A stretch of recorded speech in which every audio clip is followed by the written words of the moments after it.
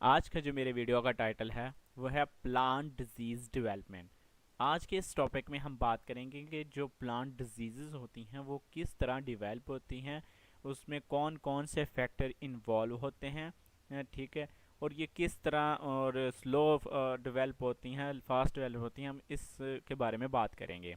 तो lecture start करने से पहले मेरी सबसे रिक्वेस्ट है, जिन लोगों ने अभी तक मेरा चैनल सब्सक्राइब नहीं किया वो जल्दी से मेरा चैनल सब्सक्राइब कर लें, इसलिए कि अगर कोई नई वीडियो अपलोड होती है तो उसका नोटिफिकेशन आपको मिलता रहे।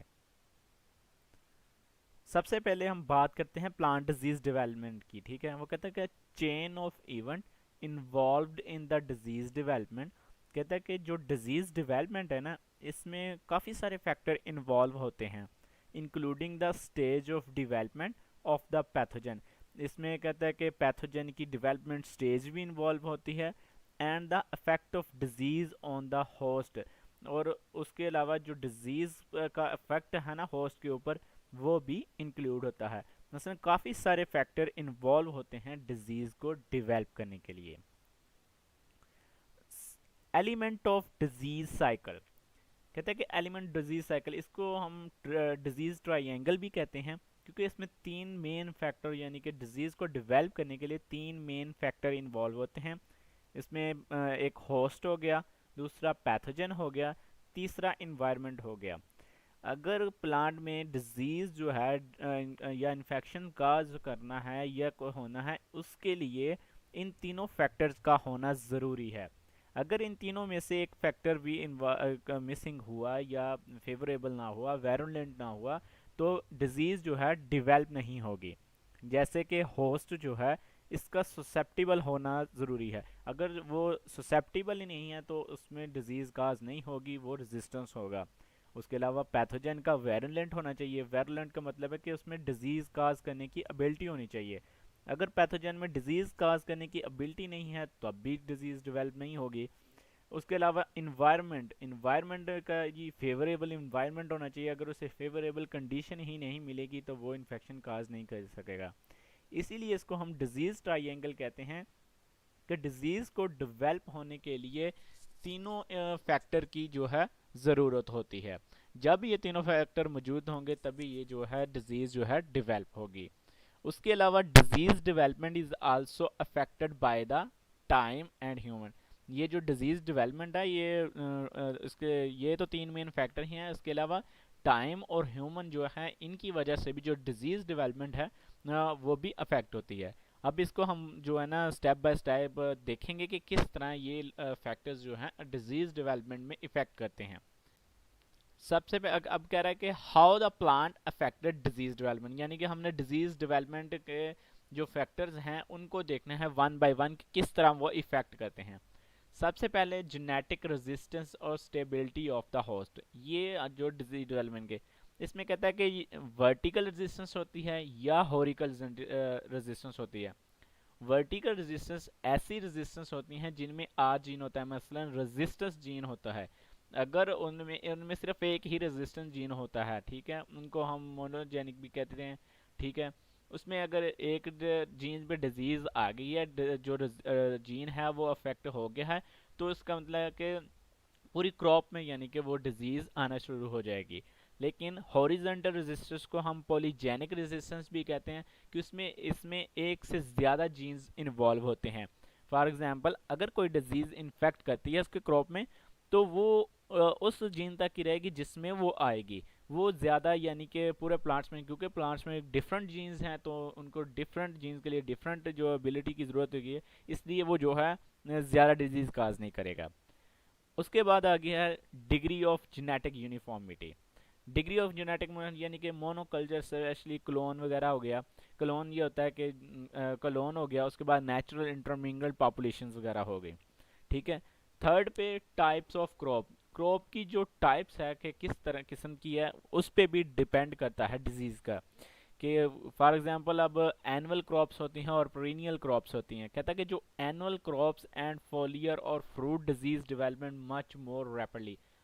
फ्रूट्स हो गए या लीफ वाले हो गए या एनुअल क्रॉप, एनुअल क्रॉप होते हैं जो एक साल में यानी कि अपने यानी करते हैं, लाइफ साइकिल कंप्लीट कर लेते हैं। ठीक है, उनको इनमें जो है डिजीज़ जो है वो ज़्यादा होगी as compared to perennial woody diseases take a longer time to develop.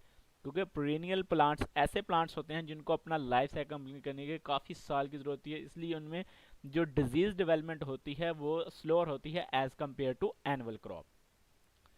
Fourth number पे हम बात करेंगे एज ऑफ होस्ट प्लांट के जो होस्ट प्लांट है, ठीक है, जिसमें डिजीज इन्फेक्शन काज होना है या करना है, उसकी एज क्या है, ठीक है। ये भी जो उसकी एज जो है वो भी डिपेंड करती है कि इसमें इन्फेक्शन जो है काज किस होगा। कहते हैं कि एज ऑफ होस्ट प्लांट, इसमें सम प्लांट्स ऐसे होते हैं जो ससेप्टिबल होते हैं ड्यूरिंग ग्रोथ पीरियड, ठीक है, और कुछ होते हैं जो बिकम रेजिस्टेंट मेच्योरिटी। कुछ डिजीजेज हैं मसलन कि वो जब वो ग्रोथ स्टेज पे होती है ना तो उन पे डिजीज़ जो इन्फेक्शन काज कर जाते हैं, लेकिन जब वो मेच्योरिटी के पहुंच जाते हैं, ठीक है, या अडल्ट हो जाते हैं तो उसमें जो डिजीज़ काज नहीं करती। लेकिन कुछ पैथोजन ऐसे भी हैं, ठीक है, जो क्या कहते हैं इसको, ग्रोथ स्टेज में जो है वो रेजिस्टेंस होते हैं, लेकिन मेच्योरिटी में वो दोबारा से यानी कि मेच्योरिटी स्टेज में वो इन्फेक्शन काज करते हैं। इसके बाद हम बात करते हैं how pathogen affect the development of disease, कि पैथोजन जो है वो डिजीज पे किस तरह इफेक्ट करता है। सबसे पहले बात करेंगे हम लेवल ऑफ वेरुलेंस, कि पैथोजन है वो वेरुलेंस होना चाहिए, अगर वो वेरुलेंस है तभी वो डिजीज काज कर सकेगा, अदरवाइज अगर वो पैथोजन वेरुलेंस नहीं है तो वो डिजीज काज नहीं कर सकेगा। यानी कि फास्टर प्रोडक्शन ऑन लार्जर नाकुलम, जितना ज़्यादा नाकुलम होगा उतनी ज़्यादा यानी कि वो प्रोडक्शन करेगा, डिजीज काज करेगा। क्वांटिटी पे है कि क्वांटिटी ऑफ अनाकुलम नियर होस्ट, के जो होस्ट है उसके पास जो अनाकुलम है पैथोजन का वो कितनी क्वांटिटी है, जितनी ज़्यादा क्वांटिटी होगी उतनी ही ज़्यादा यानी कि डिजीज काज करेगा। Greater number of the pathogen near field और with the host plant reach more number of inoculum, जितने ज़्यादा यानी कि वो फील्ड में या प्लांट के पास नाकुलम होंगे उतने ज़्यादा नाकुलम यानी कि उसके ऊपर जाएगा, उतने ही ज़्यादा चांसेस होंगे जो एपिडेमिक्स या डिजीज़ काज होने के। उसके बाद हम बात करते हैं थर्ड पे types of reproduction of pathogen, कि जो पैथोजन है उनकी रिप्रोडक्शन की टाइप कौन सी है। कहते हैं कि ये दो टाइप्स के होते हैं, मोनोसाइक्लिक होते हैं और पॉलीसाइक्लिक। मोनोसाइक्लिक होते हैं, ठीक है, जो एक साल में अपना यानी कि एक साइकिल कंप्लीट करते हैं फॉर एग्जाम्पल, ठीक है। और पॉलीसाइक्लिक ऐसे होते हैं जो एक साल में काफ़ी सारे साइकिल जो अपने ना वो कंप्लीट कर लेते हैं, ठीक है। Responsible for most sudden catastrophic epidemics, यानी कि ये इसके यानी कि पॉलीसाइक्लिक जो है ज़्यादा डिजीज़ काज करता है। फॉर एग्जांपल हम कुछ एग्जांपल देख लेते हैं, जैसे वाइट पाइन ब्लिस्टर रस्ट है, उस वो क्या करती है 3 से 6 ईयर्स यानी कि 3 से 6 साल के में ये डिजीज़ जो करती है, ठीक है। इसी तरह हम जो नेक्स्ट है mode of spread of pathogen, के जो पैथोजन है वो किस तरह स्प्रेड होता है, ठीक है। अगर तो वो फंजाई वगैरह है तो उसमें स्पोर्स होंगे, क्योंकि वो प्लांट्स के एरियल पार्ट पे मौजूद होंगे, तो वो क्या करेंगे, कोई विंड यानी कि हवा चलेगी या बारिश होगी तो उसकी मदद से वो एक प्लांट से दूसरे प्लांट पे मुंतकिल हो जाएंगे। अगर हवा तेज़ी से गुजर रही है वो लॉन्ग डिस्टेंस पर जाके यानी कि लॉन्ग डिस्टेंस ट्रैवल करेंगे और इन्फेक्शन काज करेंगे, ठीक है। उसके बाद अनाकुलम कैरिड बाय एयरबॉर्न वेक्टर, जो एयरबॉर्न वेक्टर हैं, ठीक है, उनकी वजह से हो गया, यानी कि ब्लेंड जो वाइंड बिलोन रेन हो गई, carried of seed birds and tubers pathogen spreading through soil, यानी बीटल वगैरह, ये सारे जो है इसके मोड ऑफ पैथोजन है।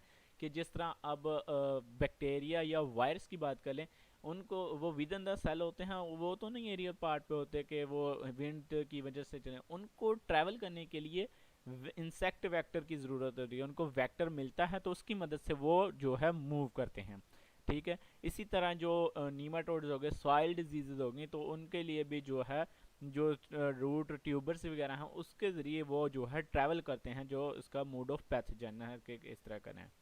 उसके अलावा एक्ोलॉजी ऑफ द पैथोजन, कहते हैं कि इसकी एक्ोलॉजी क्या है, reproduce on the surface of aerial parts of the plants. कहता है कि या तो वो रिप्रोड्यूस होंगे जो एरियल पार्ट्स है सरफेस के, जैसे फंजाई वगैरह के स्पोर्स वगैरह जो है होते हैं।